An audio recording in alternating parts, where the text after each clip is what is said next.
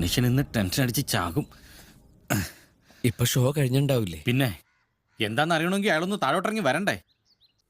Maharaja hostel.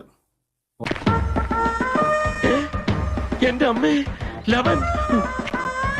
Comedy മുഴുവൻ ഹൊററും, horror മുഴുവൻ കോമഡിയും ആയിപ്പോയി എന്നുള്ളതാണ്.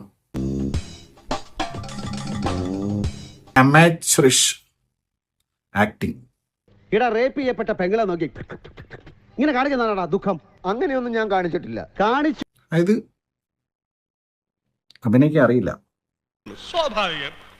റീൽസ് ഇട്ടിട്ട് പിന്നെ ഷെയറും കമന്റ്സും വാങ്ങിക്കുമ്പോഴല്ലോ ഈശ്വര, ഇതൊക്കെ എന്റെ തലയിലാവൂലോ. അതെങ്ങനെ നിന്റെ തലയിലാവണം? പിന്നെ നീ കയറിയേക്കോ? ഞാനാക്കണ.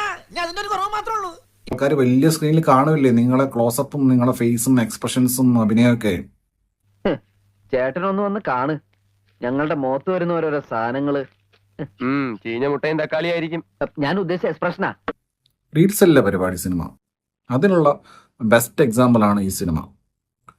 ഇതാണ് പുതുമുഖങ്ങൾക്കൊന്നും ചാൻസ് കൊടുക്കാത്തത്. കാരണം സഹിക്കാൻ പറ്റില്ല ടു ബി ഫ്രാങ്ക്. എന്നാ അപരാധോടാ ക്ലീറ്റസാ നിങ്ങൾ കാണിച്ച്. അഖിൽ NRD ധേമാണ് കൂട്ടത്തിലെ കൊമ്പൻ. എങ്ങനെയുണ്ട് എന്റെ പെർഫോമൻസ്? അഖിൽ ഷാമോൻ എന്നൊക്കെ പറയും. മറ്റേ താത്തയുടെ വേഷക്കെട്ട് നടക്കുന്ന കുണി നടക്കുന്ന പുള്ളി.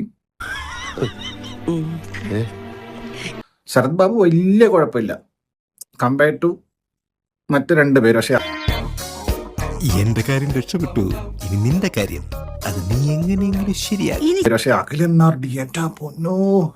തളരരുത് രാമൻകുട്ടി, തളരരുത്. കലാകാരനല്ലാത്തവരെ സമൂഹം അംഗീകരിക്കില്ല. നീ സമാധാനിക്കും. അത്രേ സമയം ആസഹിനി എന്ന് പറഞ്ഞു കഴിഞ്ഞാൽ പാവം, ഇവന്റെ ബലഹീനത മനസ്സിലാക്കില്ലല്ലോ. സ്ക്രീനിൽ നോക്കാൻ തോന്നൂല. അഭിനയം എന്ന് പറഞ്ഞാൽ നാച്ചുറൽ ആയിരിക്കണം. Acting is what reacting. It is behaving, you know. അത്രയ്ക്ക് അബദ്ധാഭിനയം. ഓക്കെ, അഖിൽ NRDയുടെ ചില ചേഷ്ടകള് എന്റെ പൊന്നോ. അഹങ്കാരം പറയല്ലോ. അതിന്റെ കുറച്ച് ഭാഗങ്ങൾ കണ്ടിട്ട് ഹോ, എനിക്ക് എന്നോട് തന്നെ ബഹുമാനം തോന്നിട്ട് ഞാൻ കുറച്ചേരം എഴുന്നേറ്റ് നിന്നു.